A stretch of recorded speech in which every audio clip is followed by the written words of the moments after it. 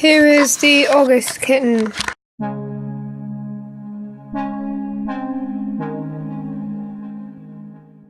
wonder what she's looking at.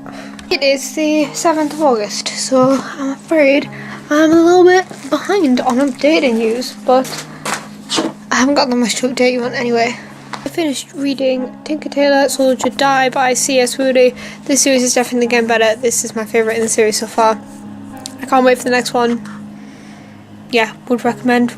I've talked a lot about this series, so I'm going to keep that short. And I started reading Fingersmith by Sarah Waters because my mother wanted me to read it. I am about halfway through, which means I'm behind on my reading goal again. I'm going to try and read some of this now, but it is very long. It's 500 pages and it is a dense 500 pages. So we're going to see what we can do. I am really enjoying this so far. There is the plot twist. If any of you guys have read this book, I want to discuss the plot twist, but I don't no spoilers. So if you go in the description, there is my social medias, so send me a message so we can discuss the plot twist, because it's kind of a point of view shift. So the plot twist happens at the end of book 1, and then book 2 is from a different point of view, and also it goes back in time. So we haven't actually found out what happens yet, so I really want to know what happens. So I have finished Fingersmith by Sarah Waters. The ending was kind of predictable, and that's kind of sad because the rest of the book was so unpredictable and so exactly not what I thought it was going to be.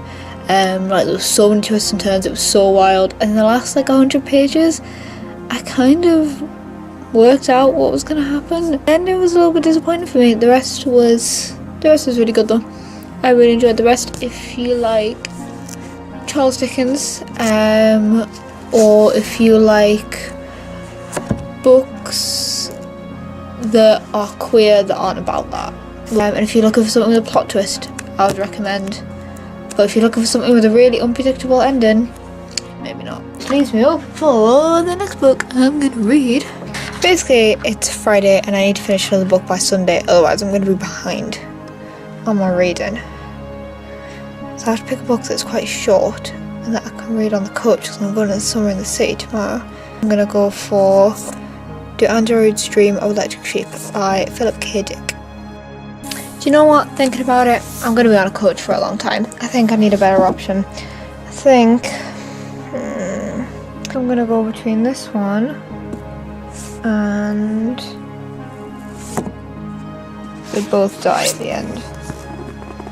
I think I'm going to do an Instagram poll and see which one you guys think I should read. So I was just kind of thinking about it, and I don't think this month's going to be pretty short, because I'm going to Amsterdam next week, which means I need to have this video up and ready to go a week earlier than normal, so there's going to be a week less reading time. So I'm just warning you, this one is going to be a little short, but you probably tell it by now by looking at how long it is. Also, I just came out of the shower, that's why I look like this. Finished. Did I even tell you that's what people voted for? I did a vote on Instagram for which book I should read, and the people voted for They Both Die at the End, and I read it and I finished it, and I can't remember if I told you about the vote or not. A lot of people say it was really emotional. I didn't think it was that emotional. It wasn't heartbreaking or anything, because I knew what was going to happen. It's in the title of the book, it's the whole point of the book. Really good idea. Some bits were good, it was kind of entertaining, but it was kind of flat. It was kind of 2D in a way that a lot of YA books are, I think. They were going to have this really complex, really interesting premise, but we can't make it too overly complex because teenagers are stupid and they can't handle that. I did enjoy it. It was quick, it was an easy read, but there wasn't anything I could stick my teeth into. There wasn't anything juicy in it, especially after reading Fingersmith as well. It was just a bit flat. I started reading Traitor to the Throne by Alwyn Hamilton, which is the second book in the Rebel of the South series. It's been ages since I read the first one. I'm 62 pages into this. I'm just sort of starting to get back into the story again, remember what happened and the lore behind it and things, because it's honestly been a year and a half, maybe even 2 years since I read the first one. It's really good for, it's kind of giving you a summary at the start of who all the characters are, and you definitely, don't need to have had to remember everything to to get into this.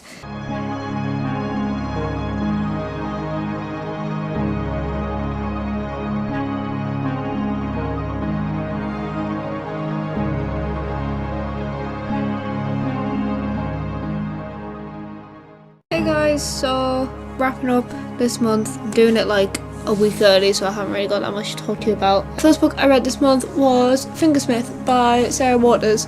I really enjoyed it. It had a really sort of thick plot, for want of a better word, like a normal plot but with like extra juicy bits.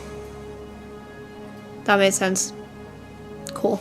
That I read They Both Die at the End by Adam Silvera, and this was a little bit disappointing in comparison, because like we had this one book that was like really juicy and like really had something to stick your teeth into, and then this one which was like a great idea but kind of was a bit flat and a bit too deep and a bit meh. Then we have the book that I'm reading at the moment, which is Traitor to the Throne by Alwyn Hamilton, which is the second book in the Rebel of the Sands series, which is kind of between the two. Like, it definitely didn't suffer from middle book syndrome. This is the second one in a trilogy, and a lot of books, especially YA books, kind of always have a bit of a nothingy middle. But this one definitely didn't have that. It's been a really interesting read so far. I'm nearly finished, as you can see, that's how much I've got left. And yeah, I was expecting to kind of trudge my way through this book, 'cause it's been like a good maybe 2 years, 1.5 years since I've read the first book, and I'd forgotten everything about it. So I was expecting to really struggle to read this, but I haven't. I still can't remember anything that happened in the first book, but it wasn't particularly necessary. Like, I got through it, and yeah, it still makes sense. So that's good. If I finish this before I go to Amsterdam on Sunday morning, I'm going to take with me, where is it, Hero at the Fall, which is the third book in this series, to try and get this series done, because as you guys know, I'm trying to finish series this year. So yeah, that's my plan if I finish this in time, which I don't think I will, but obviously I don't want to take this one if I haven't finished this one, because that will make no sense. And also I don't want to take 2 books with me, because these are both pretty hefty books. So if I don't finish this in time, finish that in time, this all makes sense, this isn't garbled at all. I'm going to take Wonder Woman Warbringer by Leigh Bardugo. I thought I'd mention some of these books I have acquired this month, because I haven't really got much else to talk about. Yesterday I went to Waterstones and I met the lovely Carrie Hope Fletcher again. She is so lovely and so nice. I'm so glad that I have to meet her for the 3rd time, and she's gonna get sick of me. If you guys saw last week's video. Yeah, and she signed it. I'll show you. There, she signed my book. This is, I didn't even mention the name of the book. This is When the Curtain Falls, which is her new book, and based in the theatre where she works. It's not based in the theatre where she works, it's based in the theatre, semicolon, where she works. And it has gorgeous end papers, and I haven't seen it naked yet, but ooh, look at that. Oh, well done, Carrie. What a beautifully designed book. Oh, kudos to that. Look how cool that is. And then there's a little hopeful like pinky on the back for my videos. Oh, this is so cool. But I've also acquired from friend Amy from work, who is actually no longer from work because I've just quit. Secrets. Whose Instagram is @AmyReadsSometimes, and everyone should go check it out. But she recently gave me the Miss Peregrine's Home for Peculiar Children graphic novel, because I really enjoyed the first books, and she wanted to get rid of it, and I was like, I'll have it. She also lent to me Every Heart a Doorway and the next book in this series, Down Among the Sticks and Bones, both of which I'm really excited to read. I was thinking about taking them to Amsterdam with me, but Amy is one of those people who keeps her books in extremely pristine condition, so I'm scared I'm going to damage them. So we're not taking these to Amsterdam. Oh look, there's a spaceship. There's a spaceship embossed on the front, can you see that?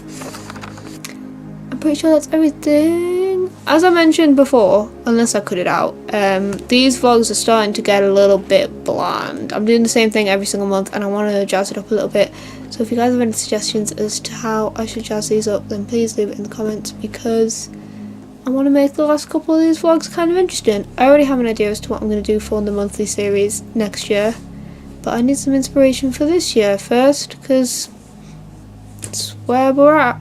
If you like these vlogs, there is one every month, the last Wednesday of every month.